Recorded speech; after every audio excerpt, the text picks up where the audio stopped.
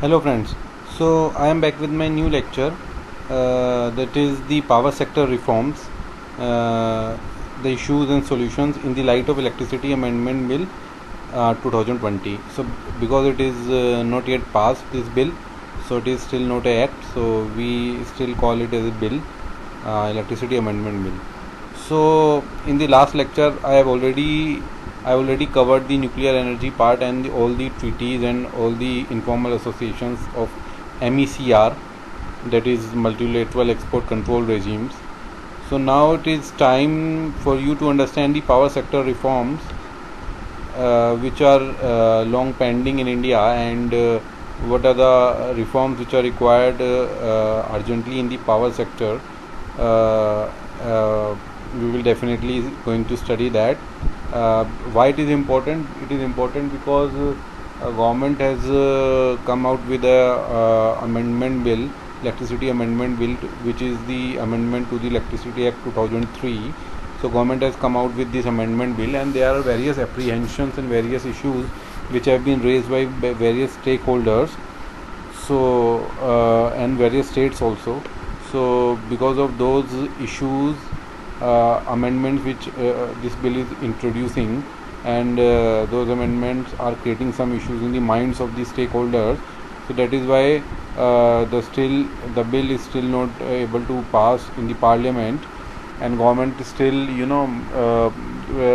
still you can say that reading out and discussing with various stakeholders, and come out with a plan, or with the measures that will be acceptable by all the stakeholders. So in the light of the bill, it is pertinent for you to understand the power sector reforms. So now, because this bill is in news in 2020, so that is why this question can be asked in this year mains exam. So it is important for you to understand the power sector, about the issues which are there in the power sector, and why this bill is getting introduced to remove those issues, to address those issues, and how the bill is still having some issues which have been raised by various stakeholders, and what are forms which are required, which are changes which are required in this sector, which are required to be addressed, and what are the reforms which are required to initiate in this sector. So I'll be starting with this lecture. So what are the issues with India's power sector? So I have majorly written the major points. That is, there are the poor financial health of the distribution companies. Actually, as you know, आप जानते हैं इसको कि 3 phase में आप electricity जब भी consumer तक पहुंचती है, यानी कि आपके घरों तक पहुंचती है, तो ये 3 फेज़ में आप इसको डिवाइड कर सकते हैं. That is the generation part, that is the transmission part, second is the transmission part, and the last is the distribution part. So generation कौन करता है? जनरेशन जो आप समझ लीजिए, जो पावर प्लांट में जनरेशन होता है, कोई कोल पावर प्लांट हो सकता है जैसे NTPC का, जहाँ पे इलेक्ट्रिसिटी का जनरेशन हो सकता है, कोई हाइड्रो पावर प्लांट हो सकता है, तो that is the generation part. तो ये गवर्नमेंट प्राइवेट दोनों जनरेट करते हैं इलेक्ट्रिसिटी हमारे देश में. देन ट्रांसमिशन पार्ट, ट्रांसमिशन जैसे आपका हो गया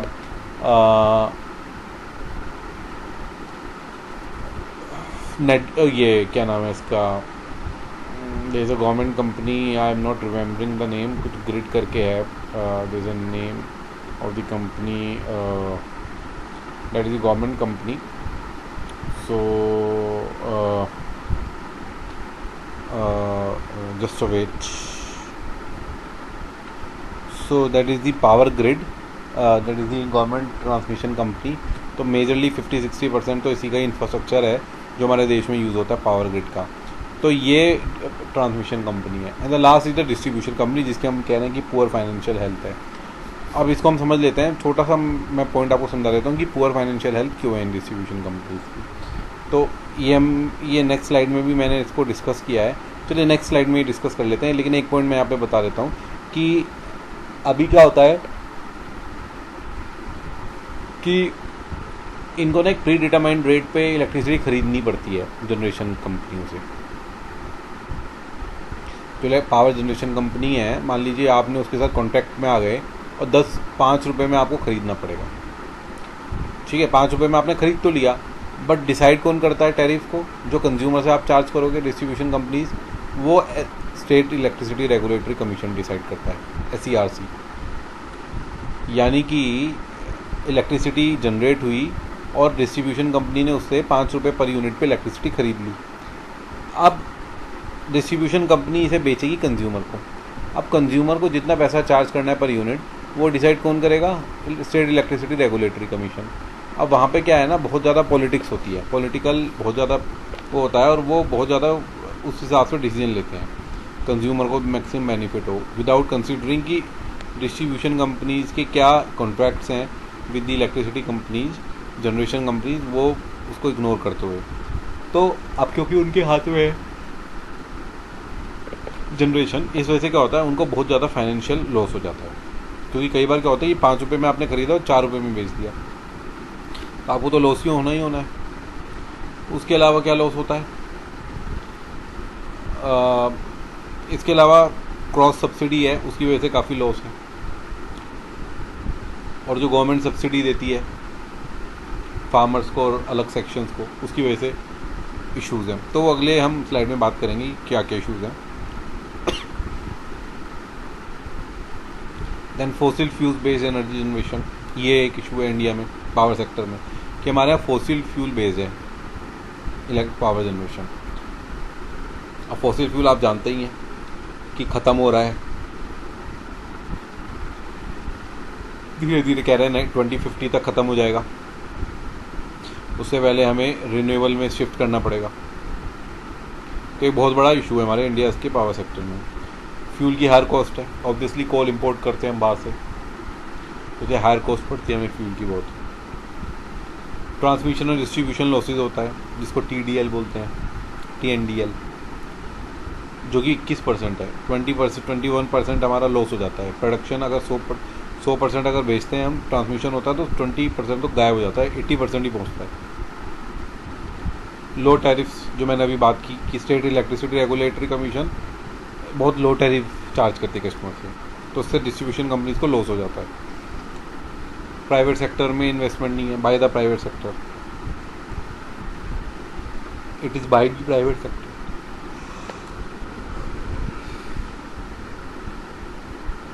So this is less investments,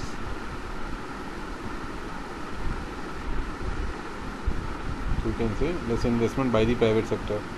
Then high subsidy burden, वही मैंने बताया कि सब्सिडी का बर्डन है इनके ऊपर बहुत। वो अगले क्यों सब्सिडी का बर्डन, क्या गवर्नमेंट सब्सिडी देती है, तो इनको तो सब्सिडाइज चार्ज करना होता है कंज्यूमर से। जैसे फॉर एग्जांपल फार्मर को तो फ्री दे दिया, तो इन्होंने तो पैसे दे दिए जनरेशन कंपनीज को, फार्मर को फ्री दे दी। अब इनको ना गवर्नमेंट पैसा देती है, अब गवर्नमेंट पैसा देती नहीं आसानी से, बहुत दिक्कत में देती है, तो इनको इस वजह से बहुत लॉस है। सब्सिडी का बर्डन इनके ऊपर पड़ता है finally. And high industrial commercial tariffs and the crop subsidy की जो मैंने बात की। अब क्या होता है ना, क्रॉप सब्सिडी क्या होता है कि आपने इंडस्ट्रीज से ज़्यादा चार्ज किया पैसा और फार्मर से और हाउस होल्ड कंज्यूमर से कम चार्ज किया, तो उसकी वजह से क्या होता है कि इंडस्ट्रियों से ज़्यादा चार्ज करना पड़ता है और उनसे कम चार्ज करना पड़ता है। तो जब इंडस्ट्री से आप ज़्यादा चार्ज करोगे तो क्या होगा, ये प्रॉब्लम है। मतलब ये तो चलो डिस्कॉम्स की इससे फाइनेंशियल कंडीशन वर्जन होती है। उसके अलावा क्योंकि हमारे इंडस्ट्रियल टैरिफ बहुत ज़्यादा है, तो हमारे इंडस्ट्रियल पावर बहुत कॉस्टली है। वियतनाम में बहुत कम है, 40% चीपर है, और ASEAN में अगर आप देखोगे तो कंपैरिजन करोगे तो काफ़ी चीपर है। और उसके अलावा क्या होता है कि अगर आप इंडस्ट्रियल कस्टमर से ज़्यादा चार्ज करोगे, अब क्या होता है ना, क्रॉस सब्सिडी मतलब एक को सब्सिडी दी और दूसरे से ज़्यादा चार्ज किया, तो इससे क्या होता है ना, अब क्या होता है, जो एंड यूज़र को आपने सब्सिडी दे दी, फार्मर्स को सब्सिडी दे दी, अब वो लोग क्या है ना, अब जब आप उनको बेचोगे, इलेक्ट्रिसिटी दोगे, वो तो पैसा नहीं देंगे आपको क्योंकि सब्सिडी मिली है उन्हें। और जब वो पैसा नहीं देंगे तो आप स्टेट गवर्नमेंट से मांगोगे, स्टेट गवर्नमेंट पता नहीं कब देगी नहीं देगी। इंडस्ट्रियल वालों से आपने ज़्यादा खरीद ली, ज़्यादा चार्ज कर लिया, अब इससे इंडस्ट्रीज़ को घाटा हो गया, इंडस्ट्रीज़ बंद हो गई। या उसके अलावा इंडस्ट्रीज़ ने इलेक्ट्रिसिटी का यूसेज कम किया जितना करना चाहिए। तो कुल मिला के क्रॉस सब्सिडी से हमारे डिस्ट्रीब्यूशन कंपनी को बहुत घाटा है। तो ये अमेंडमेंट बिल ने ये सब जो इश्यूज़ हैं एड्रेस करने की कोशिश की है। हम आगे वाली से बात करेंगे, लेकिन अभी डिस्ट्रीब्यूशन कंपनीज क्या है, क्यों लॉसेज हो रहे हैं उसके बारे में डिटेल में डिस्कस करेंगे। 2 पार्ट टैरिफ पॉलिसी, हमारे यहाँ ना 2 पार्ट टैरिफ पॉलिसी है। ये बहुत बड़ा एक इशू है। क्या है, as more private developers come forward to invest in generation में काफ़ी, मैंने बोला ना गवर्नमेंट प्राइवेट दोनों जनरेशन करते हैं इलेक्ट्रिसिटी का। Discoms were required to sign long term PPA. अभी पीपीए को आप मान लीजिए कॉन्ट्रैक्ट साइन करना पड़ता है, एक प्रीलिमिनरी ही कॉन्ट्रैक्ट साइन करना पड़ता है। अभी आपने खरीदी नहीं, आप पहले ही कॉन्ट्रैक्ट साइन करके आप बंध गए उसके साथ एक कॉन्ट्रैक्ट में, परचेज एग्रीमेंट में, कि भैया मैं तुझसे 5 रुपये में पर यूनिट खरीदूंगा। तो और कमिटिंग टू पे फिक्स कॉस्ट, और आपको एक फिक्स कॉस्ट दूंगा ही दूंगा। एक तो 5 रुपये में खरीदूंगा, ये टैरिफ पहले ही डिसाइड हो गया कि 5 रुपये में मैं खरीदूंगा। दूसरा, अब खरीदूंगा ठीक है, अब कितना खरीदूंगा वो एक फिक्स तो खरीदना ही खरीदना पड़ेगा। उधर से कोई डिमांड ना भी आए तो भी आपको खरीदना ही खरीदना है, वो भी एक डिसाइड हो गया। तो चार्ज भी, टैरिफ भी डिसाइड हो गया और कितना खरीदना है वो भी डिसाइड हो गया। Irrespective of whether state draws the power not and variable charge for, उसके अलावा कोई वेरिएबल चार्ज फॉर फ्यूल, वो भी देना पड़ता है। जो फ्यूल का चार्ज है वो भी आपको पे करना पड़ता है डिस्ट्रीब्यूशन कंपनीज को। तो डिस्ट्रीब्यूशन कंपनीज में के ऊपर हमारे यहाँ बहुत 2 पार्ट टैरिफ पॉलिसी है कि एक तो कितना चार्ज करना है और क्या चार्ज करना है। क्या चार्ज करना है मतलब कितना पैसा आपको चार्ज करना है, और कितना आपको यूनिट दिया जाएगा, सब फिक्स हो गया पहले। इतना तो आपको दिया ही दिया जाएगा, डिमांड नहीं आएगी उसके बेसिस पर डिपेंड नहीं करता। तो ये एक बहुत बड़ा इशू है। 2 पार्ट टैरिफ पॉलिसी को डिसमेंटल करने की ज़रूरत है। ये अमेंडमेंट में किया गया है। इशू विद पीपीए, वही पावर परचेज एग्रीमेंट्स के साथ इशू है। ये पीपीए साइन बाय डिस्कॉम्स और based on over optimistic projection of power demand, क्योंकि पहले से ही आपने ओवर ऑप्टिमिस्टिक प्रोजेक्शन कर लिया कि इतना डिमांड आएगा ही आएगा इस बार, तो आपने पहले ही पीपीए के अंदर फिक्स कर लिया कि इतना तो ये कंपनी खरीदेगी। एस्टिमेटेड, और एस्टिमेट कौन करता है ये कि कितना प्रोजेक्शन होगा, सेंट्रल इलेक्ट्रिसिटी अथॉरिटी, ठीक है ना। तो सेंट्रल इलेक्ट्रिसिटी अथॉरिटी टैरिफ भी डिसाइड करेगी और सेंट्रल इलेक्ट्रिसिटी अथॉरिटी कितना खरीदेगी वो भी डिसाइड करेगी। तो ये एक इशू है इसके अंदर कि सेंट्रल इलेक्ट्रिसिटी अथॉरिटी डिसाइड करती है कि डिस्ट्रीब्यूशन कंपनीज को कितना पावर खरीदना और कितने पैसे पे पावर खरीदना है, which is central agency. And cross subsidy burden, जैसे मैंने बोला, the discoms have to subsidize the farmers and household on किसके ओवरहेड पे, प्राइवेट इंडस्ट्रीज़ के। इंडस्ट्री से आप ज़्यादा चार्ज करोगे, फार्मर्स और हाउस होल्ड को सब्सिडाइज करोगे। तो discoms have to bear the subsidy burden with state governments will pay to them in future with no guarantee. इसकी कोई गारंटी नहीं कि स्टेट गवर्नमेंट पे करेंगी, स्टेट गवर्नमेंट को पे करना होता है और कोई गारंटी नहीं होती। तो वो तो सब्सिडी दे दी, भाई आपने तो कोई पैसा चार्ज किया नहीं, इलेक्ट्रिसिटी बांट दी आपने, अब आपको पैसा मिला नहीं मिला उसकी कोई गारंटी है नहीं। तो ये जो कुछ इशूज़ हैं डिस्कॉम के साथ, जिसकी वजह से हमारे यहाँ डिस्ट्रीब्यूशन कंपनीज की माली हालत बहुत ख़राब है। अब ये जो अमेंडमेंट बिल है, जो मैंने आपको अभी इशूज़, मोटे मोटे इशूज़ की हमने बात की पावर सेक्टर में, ठीक है ना। अब अमेंडमेंट बिल इसको कैसे दूर करता है हम ये समझ लेते हैं। ये अमेंडमेंट बिल इंट्रोड्यूस हुआ है, अभी पास नहीं हुआ है पार्लियामेंट में, स्टिल वेटिंग।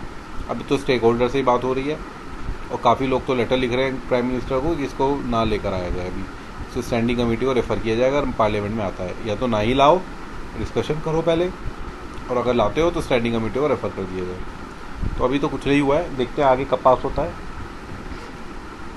प्राइवेटाइजेशन, तो अमेंडमेंट बिल क्या कहता है, प्राइवेटाइजेशन करने की ये बात रखता है।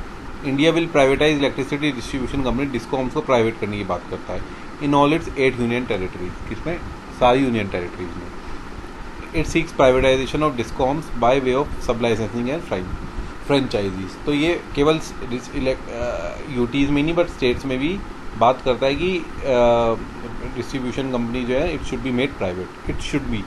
यूटी में तो आप बना सकते हो, आप फुल पावर में हो क्योंकि सेंट्रल गवर्नमेंट डायरेक्टली रूल करती है, तो वहाँ पे तो आप ये प्राइवेट कंपनीज़ को, डिस्कॉम्स में प्राइवेट कंपनीज आ सकती हैं, बट उसमें केवल ये प्रोविजनिंग करता है स्टेट्स में कि प्राइवेटाइजेशन ऑफ डिस्कॉम्स आप कर दीजिए बाय वे ऑफ सब लाइसेंसीज एंड फ्रेंचाइजी, या तो किसी फ्रेंचाइजी को दे दीजिए डिस्ट्रीब्यूशन करने के लिए या किसी सब लाइसेंसी को दे दीजिए किसी एक पर्टिकुलर एरिया में। जैसे मान लीजिए एक दिल्ली एक जगह है, अब दिल्ली को आपने डिवाइड कर दिया 10 भागों में, तो हर भाग में एक एक आपने सब लाइसेंसर नियुक्त कर दिया। तो आपने अब क्या है ना, डिस्ट्रीब्यूशन कंपनी उस सब लाइसेंसर को भेज देगी पावर, और फिर सब लाइसेंस डिस्ट्रीब्यूट करेगा एंड कंज्यूमर को। अब इससे क्या फ़ायदा होगा ना, डिस्ट्रीब्यूशन कंपनीज की जो हालत ख़राब थी वो नहीं रहेगी, क्योंकि गवर्नमेंट में भी डिस्ट्रीब्यूशन कंपनीज के अंदर गवर्नमेंट भी है। तो जो सब लाइसेंस होता है वो किसी एक एरिया में, पर्टिकुलर एरिया में वो उठाएंगे खर्चा, जो सब्सिडी देंगे, और इनके ऊपर ही छोड़ दी गई सब्सिडी देनी है, कितनी देनी है, क्या देनी है, इनके ऊपर छोड़ दी गई है। वो हम आगे बात करेंगे। फिलहाल ये कहता है कि डिस्कॉम्स को प्राइवेट कर दो। उसके अलावा national tariff policy includes penalty और अनजस्टिफाइड पावर कट्स। अगर आपने अनजस्टिफाइड पावर कट किया तो आपको पेनल्टी लगेगी। Not allowing losses of more than 20% as a pass through in tariff, और 20% से ज़्यादा लॉस नहीं होना चाहिए ट्रांसमिशन में। एंड लिमिटिंग क्रॉस सब्सिडी, और क्रॉस सब्सिडीज़ को लिमिट करना है, ख़त्म नहीं करना, केवल लिमिट करना है। तो ये लिमिट करने की बात करता है, लॉसेस को 20% से ज़्यादा नहीं करना है। जो भी लॉस हो जाता है ना हमारे यहाँ ट्रांसमिशन में लॉस हो जाता है, पेनल्टी और अनजस्टिफाइड पावर कट्स, इसकी ये बात करता है। Then tariff to be decided without any subsidy. अब इसमें ये क्या कह रहा है कि सब्सिडी नहीं देनी है आपको कोई भी, मतलब ये क्या कह रहा है कि टैरिफ जो डिसाइड करोगे विदाउट सब्सिडी डिसाइड करोगे। मतलब मान लीजिए state electricity regulatory commission decide करता है टैरिफ, तो अभी क्या करता है ना कि 5 रुपये पे इलेक्ट्रिसिटी कंज्यूमर को चार्ज होगी। तो अभी ये क्या करता है, अभी स्टेट इलेक्ट्रिसिटी रेगुलेटरी कमीशन ने क्या किया हुआ है कि फार्मर को तो 1 रुपये पे चार्ज करेंगे, इंडस्ट्रियल को 10 रुपये पे चार्ज करेंगे, जो हाउस होल्ड कंज्यूमर है उनको 5 रुपये पे चार्ज करेंगे। अब उसमें भी अलग अलग कैटेगरी कर रखी है। 200 तक इलेक्ट्रिसिटी फ्री है, 200 यूनिट के ऊपर कंजम्पशन करोगे तो इतना आपको 5 रुपये के हिसाब से आपको चार्ज लगेगा। तो इसमें बहुत सारी कैटेगरी इन्होंने डिफाइन कर रखी है। ये क्या कहता है बिल, ये कहता है कि जितनी भी सब्सिडीज़ आप कर रहे हो, सब्सिडाइज करो इलेक्ट्रिसिटी, ख़त्म कर दो। यानी कि सबको यूनिफॉर्मली 5 रुपये पे, 8 रुपये पे, जो भी डिसाइड होगा, जो भी कमीशन डिसाइड करेगा वो कमीशन डिसाइड करेगी 8 रुपये पे, 6 रुपये पे, 5 रुपये पे। अब मान लीजिए आपने 8 रुपये पे डिसाइड कर दिया।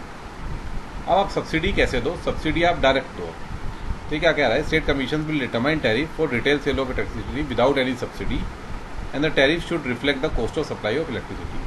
और जो टैरिफ ऐसा होना चाहिए, जो स्टेट कमीशन है वो ऐसा टैरिफ बनाए ताकि डिस्कॉम्स को घाटा ना हो, डिस्कॉम्स जितने पे खरीद रही हैं उनको कुछ फ़ायदा हो और उसके बाद वो बेच पाएँ। The amendment has prescribed a period 60 days to adopt the determined tariff by SERC, base tariff determined by CERC। ठीक है ना, central electricity authority base tariff determine करती है। और ये क्या कह रहा है कि state electricity regulatory commission determine tariff को अडॉप्ट करे 60 days के अंदर। Failing such a timeline of 60 days, the tariff would be deemed to be accepted. यानी कि इसने फिक्स कर दिया कि 60 दिन में आपको एक्सेप्ट करनी पड़ेगी, जो कि सेंट्रल ने जो बेस टैरिफ डिफाइन किया है उस बेस टैरिफ को आपको 60 दिन के अंदर एक्सेप्ट करना पड़ेगा और उसको लेकर आना पड़ेगा, अडॉप्ट करना पड़ेगा उस टैरिफ को 60 डे। और अगर नहीं करते हो तो अडॉप्ट मांगा जाएगा। अब तो इसमें मैं आपको वही बता रहा था कि आपको अब सब्सिडी कोई नहीं देनी है। मान लीजिए 8 रुपये पे देनी है सबको, आप 8 रुपये पे दो, फार्मर को भी, हाउस होल्ड कंज्यूमर को भी, इंडस्ट्रियल को भी, सबको 8 रुपये पे दो। अब क्या है, मान लो किसी को सब्सिडी देनी है तो अब गवर्नमेंट उसके खाते में पैसा डाल दे, यानी कि 8 रुपये में आपने चार्ज कर ली और आपको अभी 1 रुपये पे चार्ज करनी है, तो 7 रुपये की जो पैसा है वो उसके खाते में डाल दो, डायरेक्ट बेनिफिट। तो DBT इसमें प्रपोज किया है, वो हम अगली स्लाइड में बात करेंगे। तो आप सबसे चार्ज करो यूनिफॉर्मली, बट आप बाद में सब्सिडी दो, यानी कि आप अपने हिसाब से डिफाइन कर लो कितना पैसा सब्सिडी देनी है, कितना चार्ज करना है, वो आप अपने हिसाब से डिफाइन कर सकते हो। ठीक है ना, सब्सिडी कितनी देनी है, that is up to you. तो वो एनक्रोचमेंट नहीं हुई है इसमें, स्टेट ही डिफाइन करेगा, लेकिन वो डायरेक्ट ट्रांसफर करेगा। अभी क्या है, पहले ही सब्सिडी दे दी जाती है तो उससे घाटा हो जाता है, वो पैसा भीख मांगते रहते हैं। अभी वो उनको पैसा पूरा मिल जाएगा और फिर वो बाद में ट्रांसफ़र कर देंगे पैसा टू दी स्टेट गवर्नमेंट, फिर ट्रांसफ़र कर देगी to the directly to the beneficiary. उसके अलावा ये बिल क्या कहता है, रिन्यूएबल और हाइड्रो एनर्जी को ये प्रमोट करता है। ये बिल क्या कहता है कि एक नेशनल रिन्यूएबल एनर्जी पॉलिसी जो हमारे देश की है उसमें क्या है कि हमने सिग्नेटरी है पेरिस क्लाइमेट एग्रीमेंट के, और उसके हिसाब से 40% हमारी रिन्यूएबल एनर्जी पे पावर होनी चाहिए 2022 तक। It is therefore propose to have a separate policy for the development and promotion of generation of electricity from renewable sources से हमें जनरेट करनी है, इसके लिए पॉलिसी बनानी चाहिए, सेपरेट पॉलिसी। सो ये क्या कहता है, it is propose that a minimum percentage of purchase of electricity from is specified to be by the commission.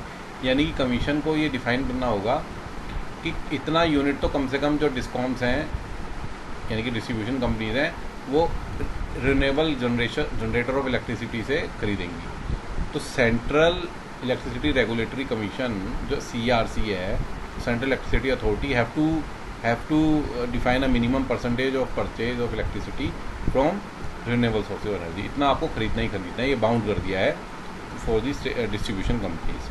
Penalties, it is further propose to levy penalties, अगर ये ऑब्लिगेशन फुलफिल नहीं करोगे तो penalty charge की जाएगी to buy electricity from renewable and hydro sources of energy. तो ये इसमें एक बहुत इंपॉर्टेंट पॉइंट इंट्रोड्यूस हुआ है, रिन्यूएबल एंड हाइड्रो एनर्जी। उसके अलावा जैसे मैंने कहा था DBT will be beneficial for both the state governments as well as distribution company. Distribution companies को इसलिए क्योंकि उन्होंने पैसा पूरा चार्ज कर लेंगे वो, और बाद में फिर सब्सिडी देंगे, तो पैसा उनको कम से कम मिल गया एटलीस्ट, ये इंश्योरिटी है। तो स्टेट गवर्नमेंट्स को क्या फ़ायदा है कि पहले क्या है ना, बहुत सारा प्लीफ्रेज हो जाता था, मतलब मान लीजिए अभी क्या है ना, सीधा खाते में पैसा जा रहा है, तो पैसे का कम से कम पिलफ्रेज नहीं हो रहा है, पैसा जितना आपको देना है आपको पता है इतना पैसा देना है और इतना पैसा आप डायरेक्टली ट्रांसफ़र कर रहे हो। अभी क्या है ना, पता लगा झूठे मूठे लोग किसान बन गए और कैसे भी करके आपने जो है इलेक्ट्रिसिटी ले ली, का कनेक्शन ले लिया फार्मिंग के नाम पे, हो फार्मर हो नहीं हो कुछ नहीं पता, तो पैसा कनेक्शन ले लिया आपने और आप सब्सिडाइज यूज़ कर रहे हो, और खूब आप पैसा खूब सब्सिडाइज यूज़ कर सकते हो। अभी क्या है कि आपको पूरा देना पड़ेगा पैसा, तो आप ऑब्वियसली देख के यूज़ करोगे इलेक्ट्रिसिटी, तो स्टेट गवर्नमेंट्स का सब्सिडी बर्डन भी इसमें कम होगा। पहले क्या था कि सब्सिडी दे रही है तो जो फार्मर्स थे और जो भी थे वो एग्जॉस्टिव यूज़ करते थे, एक्सेसिव यूज़ करते थे, जिसका ज़रूरत नहीं थी। अभी कम से कम देख के यूज़ करेंगे, क्योंकि उन्हें एटलीस्ट तो पहले तो अपने पैसा देना ही पड़ेगा ना, बाद में ही मिलना है। Subject to a limit also obviously, वो लिमिट इसमें नहीं है but subject to a limit, that is obvious. Then ये एक बहुत इंपॉर्टेंट पॉइंट है इसके अंदर, ECEA, establishment of electricity contract enforcement authority की बात करता है, इसकी इस्टेब्लिशमेंट की बात करता है ये bill. It is an authority headed by retired जज ऑफ द हाई कोर्ट, तो रिटायर्ड जज ऑफ द हाई कोर्ट इसको हेड करेगा, with powers to execute their orders as decree of a civil court. ये कोर्ट की powers होंगी कि ये कोई भी ऑर्डर कोई भी अथॉरिटी करती है तो ये उसको एनफोर्स करा सकता है। किस टाइप के orders? The authority will enforce performance of contracts related to purchase of sale और transmission of power between a generating company, distribution license और ट्रांसमिशन लाइसेंसी। तो इसका मतलब जो भी कॉन्ट्रैक्ट्स, जो पावर परचेज एग्रीमेंट्स होते हैं ना between the generator companies and the distribution companies and the transmission company, जो भी ये एग्रीमेंट्स वगैरह होते हैं, इनको एनफोर्स करने के लिए पहले कोई अथॉरिटी नहीं थी, जो कि अब ECA हो गई है। तो अगर कोई भी कंपनी या डिस्ट्रीब्यूशन कंपनी PPA से पलटती है, वो नहीं ऑब्लिगेट करती, तो ये कंपनी जो है ना उसको पनिश कर सकती है, पेनलाइज कर सकती है, क्योंकि इसको एक सिविल कोर्ट की पावर दे दी गई है। तो कोई भी ऐसी परचेज ऑब्लिगेशंस हैं या कोई भी कॉन्ट्रैक्ट्स हैं जिनको एनफोर्स करना है related to the purchase of sale और ट्रांसमिशन ऑफ इलेक्ट्रिसिटी, तो ये ECA कर पाएगी, इसको ये पावर दी गई है। Central electricity regulatory commission and state do not have powers to execute their orders. पहले इनकी किसी के पास पावर नहीं थी, ये नई अथॉरिटी इस्टेब्लिश की गई है। उसके अलावा एक ये बिल बात करता है नेशनल सिलेक्शन कमेटी की भी। नेशनल सिलेक्शन कमेटी मतलब instead of the separate selection committee, पहले क्या होता था ना, सेंट्रल इलेक्ट्रिसिटी रेगुलेटरी कमीशन या स्टेट इलेक्ट्रिसिटी रेगुलेटरी कमीशन के मेंबर्स अलग अलग कमेटी, सिलेक्शन कमेटी थी, वो सेटअप करती थी, मेंबर्स को अपॉइंट करती थी, चेयरपर्सन को अपॉइंट करती थी। ये क्या बिल कहता है कि नेशनल सिलेक्शन कमेटी हो जो दोनों के मेंबर सेलेक्ट करे। पहले CRC members by central and CRC by state, लेकिन इसके बाद बहुत हल्ला मचा। मैं आपको बता दूं कि एक ही सिलेक्शन कमेटी होगी जो कि दोनों के मेंबर्स अपॉइंट करेगी, तो कहीं ना कहीं लोग बोलने लगे कि हमारी जो फेडरलिज्म है उसको वॉयलेट करता है, या हमारे ऊपर ये जो है हमारे फेडरल पावर्स के ऊपर ये स्टेट पावर्स के ऊपर एनक्रोचमेंट है। तो इसलिए क्या किया सेंट्रल गवर्नमेंट ने, वो कंसिडर कर रही है to continue with the existing, जो एग्जिस्टिंग है उसी को कंटिन्यू करने की कोशिश कर रही है, सोच रही है, बट लेकिन इसमें एक चेंज कर रहे हैं, but make them standing selection committee. Standing selection committee बना देंगे स्टेट सिलेक्शन कमेटीज़ को, so that there is no need for constituting them afresh every time, ताकि उनको हमेशा कंस्टिट्यूट ना करना पड़े।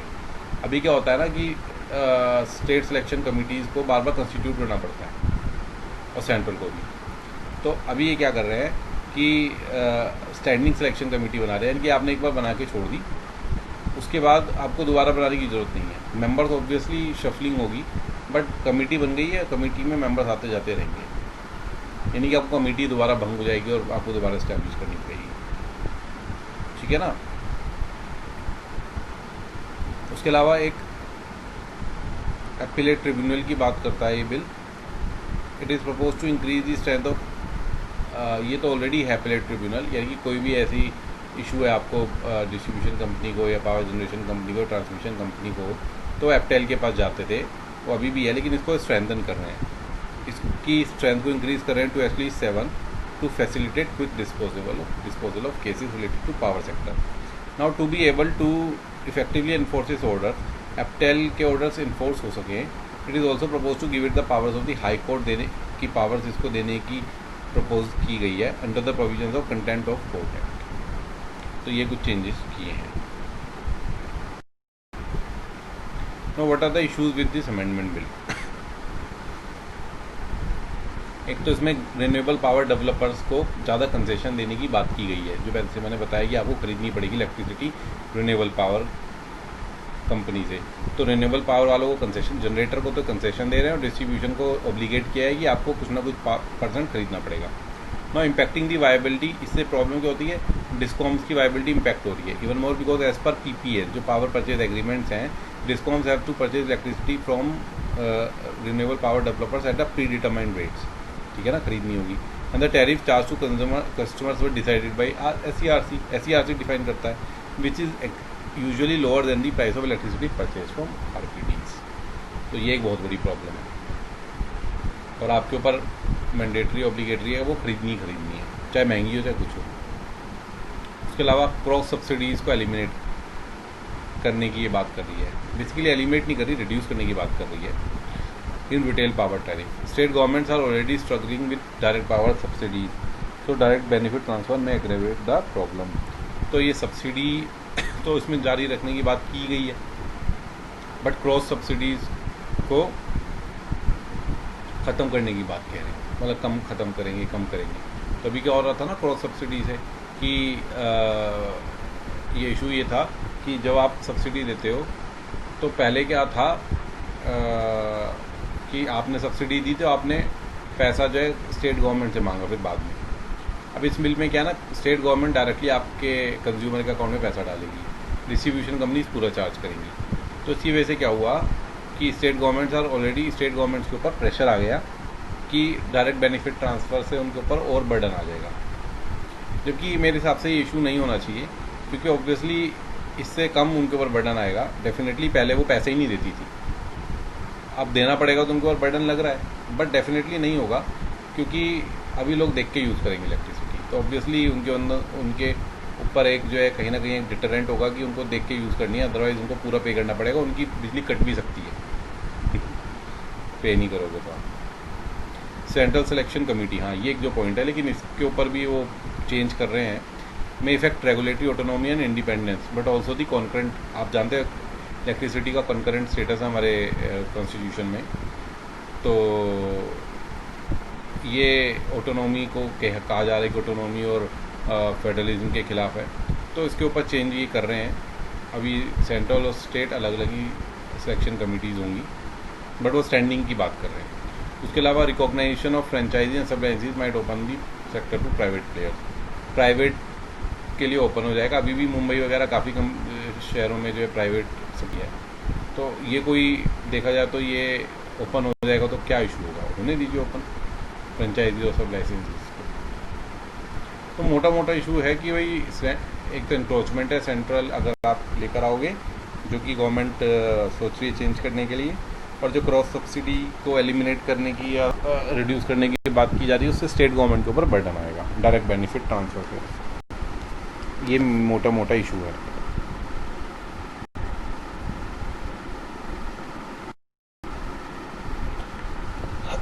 ना what are the other reforms, इसके अलावा जो रिफॉर्म्स मैंने बात की है जो डेफिनेटली ज़रूरत है, जो कि अमेंडमेंट बिल बात भी कर रहा है। उसके अलावा modernization of equipment and transmission lines, ठीक है ना, मैंने बताया ना AT&C लॉस हो जाता है, ट्रांसमिशन लॉस हो जाता है, AT&L सॉरी।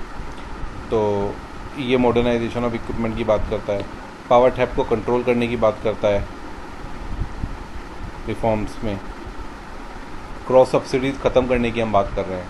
क्रॉस सब्सिडीज से बहुत बड़ी प्रॉब्लम है, वही जैसे मैंने आपको समझाया कि आप एक के ऊपर यानी कि इंडस्ट्री से ज़्यादा चार्ज कर रहे हो और उनसे कम चार्ज कर रहे हो, that is the cross subsidy. अब उसकी वजह से प्रॉब्लम हो जा रही थी। हाउस होल्ड कंज्यूमर्स बहुत यूज़ करते हैं क्योंकि उनसे चार्ज ही नहीं हो रहा। फार्मर्स एग्जॉस्टिव एक्सेसिव यूज़ कर रहे हैं, और इंडस्ट्रीज़ बेचारी मर रही हैं, गिर रही हैं। तो रिमूव करने की बात की है, कोई क्रॉस सब्सिडी नहीं मिलेगी। इवन सब्सिडी ही नहीं मना कर दी इस बिल ने कि सब्सिडी ही नहीं चाहिए हमें कोई भी। सब्सिडी इसलिए नहीं चाहिए क्योंकि सब्सिडी से आप डेफिनेटली किसी को, एक तो बहुत ज़्यादा एक्सेसिव यूज़ होता है, ऑब्वियसली जुडिशियस यूज़ नहीं होगा इलेक्ट्रिसिटी का, पावर का, आप आदतें बिगाड़ दोगे सब्सिडी दे दोगे। तो इसकी वजह कुछ और हम कह रहे हैं, कुछ और होना चाहिए। वो क्या होना चाहिए, हम नीचे वाली पॉइंट में बात कर रहे हैं।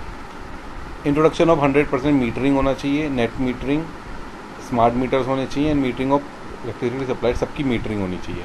यानी कि 100% मीटरिंग की बात कर रहे हैं कि मीटरिंग होनी चाहिए, यानी कि मीटर ही आपने लगाए नहीं।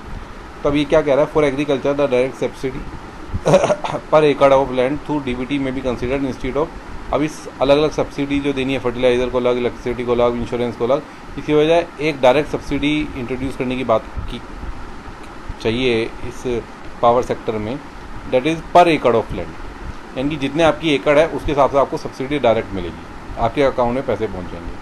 फिर आप अपने हिसाब से यूज़ कर लीजिए, आप पावर में यूज़ करना चाहते हैं, आप उसको फर्टिलाइज़र ख़रीदने में यूज़ करना चाहते हैं, जिसमें यूज़ करना चाहते हैं आप कर सकते हैं।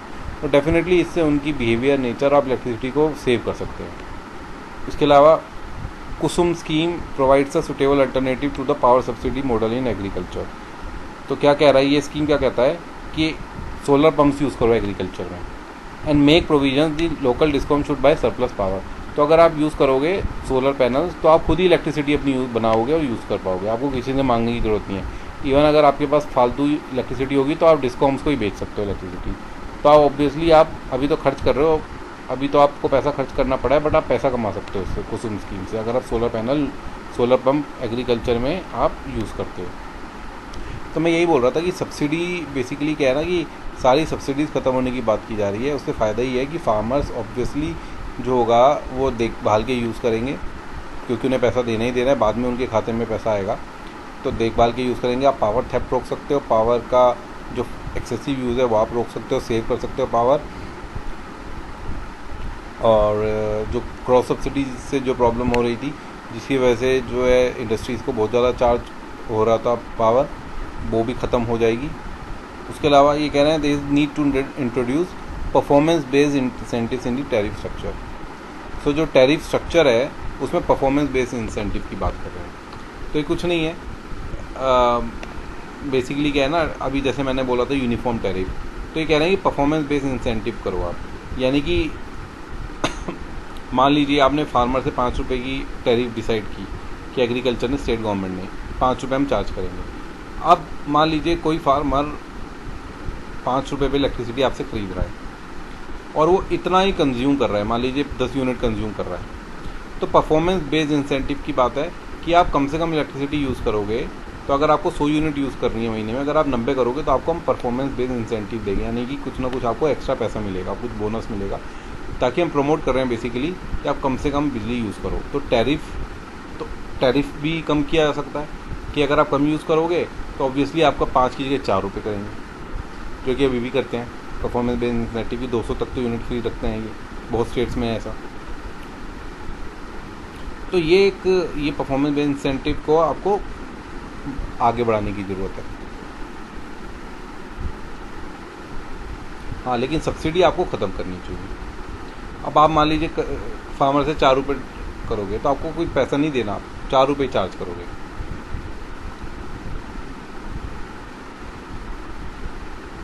पैसा स्टेट गवर्नमेंट पहुंचाएगी सीधा।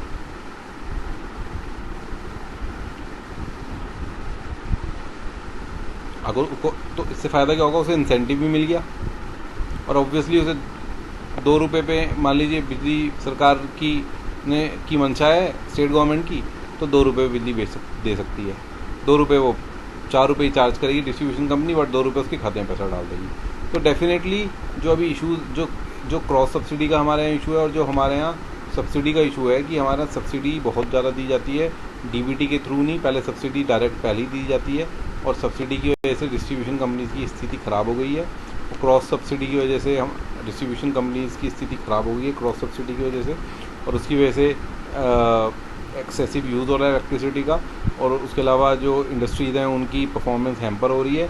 तो ये जो बिल है ये इनको ख़त्म करने की बात करता है, तो इसका हमें स्वागत करना चाहिए। तो ये जो रिफॉर्म्स की मैंने बात की है इनको इंट्रोड्यूस करना चाहिए इस सेक्टर में। तो ये मोटे मोटे मैंने बहुत सिंपल लेक्चर बनाने की कोशिश की है। तो आप अमेंडमेंट बिल अगर आप पढ़ेंगे तो आपको जो पॉइंट्स हैं बहुत ईजिली समझ में आ जाएंगे। तो उसके अलावा जो परफॉर्मेंस बेस्ड इंसेंटिव है ये बहुत सिंपल है। आपको जैसे मैंने बताया कि टैरिफ में ऑब्वियसली अगर परफॉर्मेंस किसी बंदे की अच्छी है, किसी कम्युनिटी की अच्छी है, कहीं की भी, तो आप उसके उसे को परफॉर्मेंस बेस्ड इंसेंटिव देके और प्रमोट करके अपनी इलेक्ट्रिसिटी पावर की सेविंग कर सकते हैं और उसको ऑब्वियसली कम चार्ज करके आप उसको प्रमोट कर सकते हैं। यानी कि टैरिफ में इंसेंटिव आपने लिंक कर दिया, तो टैरिफ उतना ही चार्ज करेंगे। अगर परफॉर्मेंस अच्छी है तो कम टैरिफ चार्ज करेंगे, परफॉर्मेंस बेकार है तो ज़्यादा टैरिफ चार्ज करेंगे। तो this is the performance incentive for in the tariff structure, ठीक है ना। 100% मीटरिंग की, क्रॉस सब्सिडीज ख़त्म करने की, और सब्सिडी के अंदर भी रिफॉर्म होना चाहिए कि जो भी आपको सब्सिडी दी जा रही है, यानी कि जो भी पैसा आपके खाते में दिया जाएगा, यानी कि मान लीजिए ₹5 पूरे चार्ज किए, बट डिसाइड कैसे किया जाएगा कि आपको कितने पैसे डालने हैं, वो डिसाइड किया जाएगा आपके पर एकड़ ऑफ लैंड। जितनी आपकी एकड़ ऑफ लैंड होगी उसी हिसाब से आपके अकाउंट में पैसा पहुंचा दिया जाएगा। तो ये मोटे मोटे जो मैंने आपको बताया, these are the power sector reforms which should be initiated in this sector. And government ने जो बिल लेकर आई है उसमें जो इशूज़ हैं उनको एड्रेस कर रही है गवर्नमेंट। तो ये बिल को जल्दी जल्दी गवर्नमेंट को पास करा के ये सब रिफॉर्म्स जिनकी हमने बात की है इनको इंट्रोड्यूस इसके अंदर पावर सेक्टर में जल्दी से जल्दी जो इंक्लूड करना चाहिए, जो कि नीड ऑफ द आवर भी है। ठीक है, नेक्स्ट लेक्चर में मैं कॉल के ऊपर बात, कोयले के ऊपर और भी कुछ देखते हैं, और भी इससे रिलेटेड कुछ और बात कर पाएँ। ठीक है, कोयले के ऊपर बात करेंगे, कोल सेक्टर में क्या रिफॉर्म्स चाहिए, और एनर्जी क्राइसिस के ऊपर भी बात कर सकते हैं। ठीक है, तो अगर आपको मेरा लेक्चर अच्छा लगा हो तो इसे लाइक करें, सब्सक्राइब करें और काइंडली मेरा चैनल देखते रहें। Thank you so much.